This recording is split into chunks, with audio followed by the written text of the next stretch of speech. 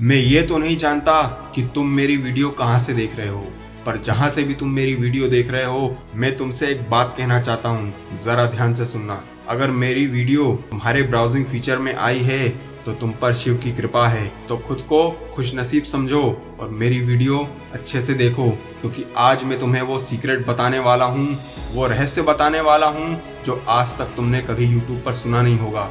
वो सीक्रेट जो आज तक किसी ने बताया नहीं, वो सीक्रेट जो आज तक सबने छुपा के रखा। तो मेरी बात ध्यान से सुनो। क्या तुम जानते हो शिव जी का कोई जन्म नहीं हुआ था? पर फिर सवाल उठता है, जब ब्रह्मा, विष्णु और महेश तीनों शक्तियां हैं तो बाकी दो का जन्म हुआ और महादेव का नहीं, ऐसा क्यों?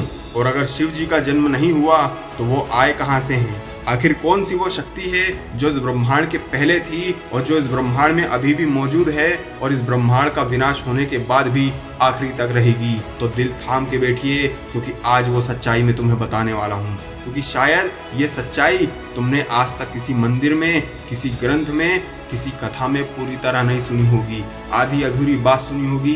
तो आज मैं वो बात तुम्हें पूरी बताता हूँ, क्योंकि ये सिर्फ कहानी नहीं, ये ब्रह्मांड की सबसे पुरानी सच्चाई है जो आपको जानना बहुत जरूरी है। पर आखिर असली सच्चाई क्या है? वो सच्चाई आज तक किसी ने नहीं बताई कि शिव जी का जन्म कैसे हुआ। तो चलो आज मैं इस रहस्य से पर्दा उठा देता हूँ। शुरुआत तब हुई जब कुछ भी नहीं था, ना धरती थी, ना आकाश, ना जल था, ना अग्नि, कुछ नहीं, बस शून्य था। और उसी शून्य में एक कंपन उठा, ओम। वो आवाज किसी के गले से नहीं निकली थी, वो ब्रह्मांड की पहली धड़कन थी, वो ब्रह्मांड का पहला स्वर, वो ब्रह्मांड की पहली आवाज थी। वही ओम धीरे धीरे ऊर्जा में बदला और वही ऊर्जा चेतना बनी और उसी चेतना से प्रकट हुए महादेव।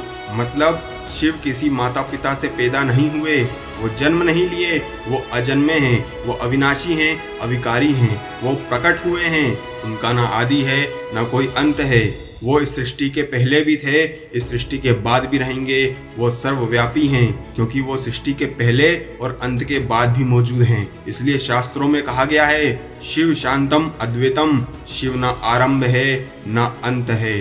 तुम्हें ये बात जान के बहुत हैरानी होगी, शिव ऊर्जा नहीं, स्वयं ब्रह्म है। वो ब्रह्म जो लोग सोचते हैं कि भगवान एक मूर्ति है, वो भूल जाते हैं शिव वो शक्ति है जो हर चीज में प्रवाहित होती है। तुम्हारी सांस में, तुम्हारे विचार में, तुम्हारे काम, क्रोध, लोभ, मोह, माया, ईर्ष्या, द्वेष, जलन, छल, कपट, हर सारी इंद्रियों में, तुम्हारी आत्मा की तरंगों में शिव का ही वास है।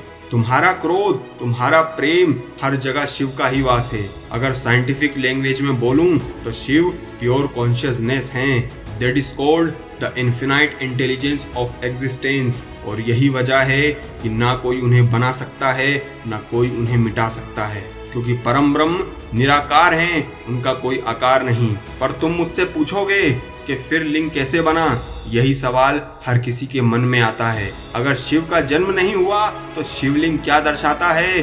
तो मेरी बात ध्यान से सुनो। शिवलिंग का मतलब है लिंग यानी प्रतीक, वो आकार जो ब्रह्मांड के निर्माण और विनाश दोनों को दर्शाता है। ऊपरी गोल का भाग ब्रह्मांड का प्रतीक है, नीचे का आधार शक्ति का प्रतीक है, और इन दोनों का मिलन ही सृष्टि की शुरुआत है। शिवलिंग वो बिंदु है जहाँ से ब्रह्मांड ने सांस ली थी। इसलिए जब हम ओम नमः शिवाय कहते हैं, हम किसी मूर्ति की पूजा नहीं करते, बल्कि उस क्रिएशन की मूल ऊर्जा की आराधना करते हैं जो तुम समझ नहीं पाते। और तुम दुनिया भर के मंदिरों में, शक्ति पीठों में शिव को ढूंढते हो। शिव बाहर नहीं, शिव तुम्हारे आत्मा के अंदर हैं। जब तुम सच्चे मन से, साधना के माध्यम से महादेव को पुकारोगे, महादेव की आराधना करोगे, तो वो तुम्हें बाहर नहीं, तुम्हारे अंदर ही दिखेंगे। अब बहुत से अज्ञानी ये भी सवाल करेंगे कि महादेव परम ब्रह्म हैं, तो महादेव क्यों नहीं मरते? क्योंकि जो कभी जन्म ही नहीं हुआ वो मरे कैसे?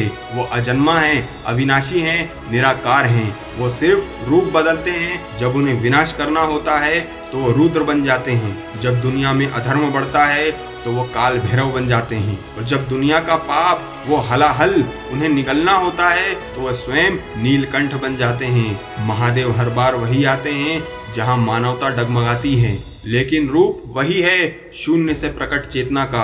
अब मेरी बात ध्यान से सुनो, क्योंकि अब बात है असली रहस्य की। शिव जी का जन्म रहस्य जानना सिर्फ ज्ञान की बात नहीं, ये तुम्हारे अंदर का दर्पण है, क्योंकि शिव बाहर नहीं, तुम खुद हो। जब तुम अपने भीतर के काम, क्रोध, लोभ, मोह, माया, ईर्ष्या, द्वेष, जलन, छल, कपट, ये सारी कुरीतियां, ये सारी बुराइयां निकाल देते हो, ये सारे पापों को धो देते हो और अपनी सारी इंद्रियों को अपने वश में कर लेते हो, नियंत्रण कर लेते हो, और जब तुम अपने मन के स्वामी बन जाते हो और आत्मा तुम्हारा संचालन करता बन जाता है, तब शिव तुम्हारे अंदर ही प्रकट हो जाते हैं। इसलिए कहा गया है, शिव ढूंढने मत जा, शिव तू खुद बन जा। क्योंकि जब तुम सत्य की खोज करने बाहर जाओगे तो शिव तुम्हें बाहर नहीं, वो तुम्हारे मन के अंदर मिलेंगे। बस परेशानी ये है, कुछ लोग उस शिव को देख नहीं पाते और कुछ लोग उस शिव को देख लेते हैं। और अगर ये बात तुम्हारे अंदर गहराई तक उतर गई हो तो कमेंट में सिर्फ एक शब्द लिख दो, हर हर महादेव। क्योंकि अब तुम जान चुके हो, शिव जन्म नहीं लेते, वो जागते हैं तुम्हारे अंदर, तुम्हारी धड़कन के अंदर, तुम्हारी आत्मा के अंदर। और एक बहुत ज़रूरी बात, अगर तुम चाहते हो मैं इस तरह की वीडियो डेली लाता रहूं, तो इस वीडियो को बिना लाइक शेयर कमेंट किए मत जाना, क्योंकि मैं महादेव के ऊपर पूरी सीरीज बना रहा हूं और तुम इस सीरीज का फायदा उठाना चाहते हो। जो नॉलेज तुम्हें कहीं नहीं मिलेगी, वो नॉलेज मैं तुम्हें दूंगा। अगर आपको मेरी बातें समझ आ गई हैं तो चैनल को सब्सक्राइब कर दो, ताकि मेरी सभी वीडियो का नोटिफिकेशन आपको आसानी से मिल जाए, जिससे मैं आपकी लाइफ में वैल्यू ऐड कर सकूं और आपकी पूरी लाइफ चेंज हो जाए। और ये वीडियो हर उस इंसान को शेयर करना जो असल में महादेव को जानना चाहता है, जो महादेव को समझना चाहता है, क्योंकि महादेव को समझना बहुत आसान बात है, मगर परेशानी ये है कि हम महादेव को समझ ही नहीं पाते, क्योंकि दिक्कत हमारे मन में है, हमारी आत्मा की मलिनता में है। और जिस दिन तुमने अपनी मन की गंदगी और आत्मा को शुद्ध कर लिया, तब सारे देवी देवता और महादेव तुम्हें खुद समझ में आ जाएंगे।